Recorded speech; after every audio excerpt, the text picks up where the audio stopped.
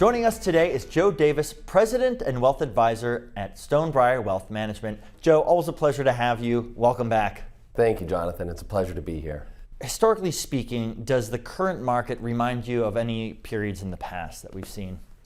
You know, I think more importantly, it's good to get certain periods out of the way that don't remind me of right now. So in 2008, right, that was an existential crisis where everyone was wondering if certain banks were solvent, if insurance companies were going to go under, if there was going to be money in the ATM.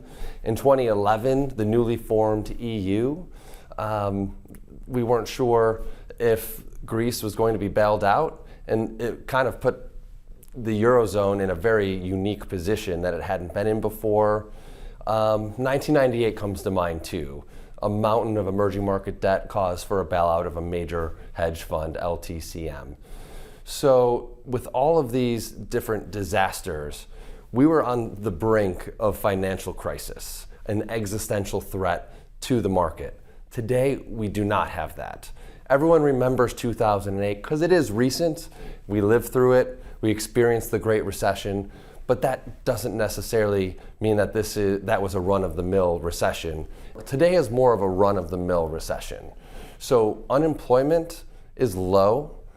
We're below 4%. We're adding jobs. Earnings season just started, and we're beating expectations so far. So we're seeing good, positive silver linings to this market. 2000 to 2002 does have some similarities. There was excess in the market. Valuations were too high. The Fed was hiking rates.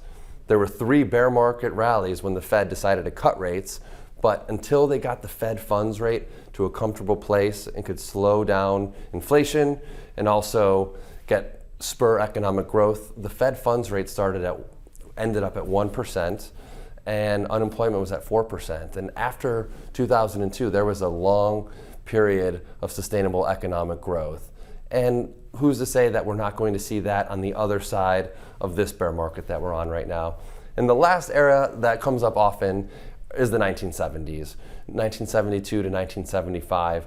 The key difference is there was significant political and economic turmoil in the world.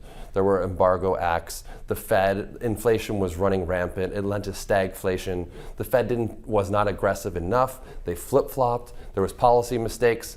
It's just a bit different economic backdrop today than it was back in the 70s. So it's not as dire as it seems. It's not 2008. It's not an existential crisis.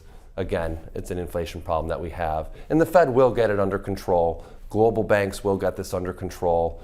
It's going to cause some pain, as they said, but we'd rather be in a recession than an inflationary environment.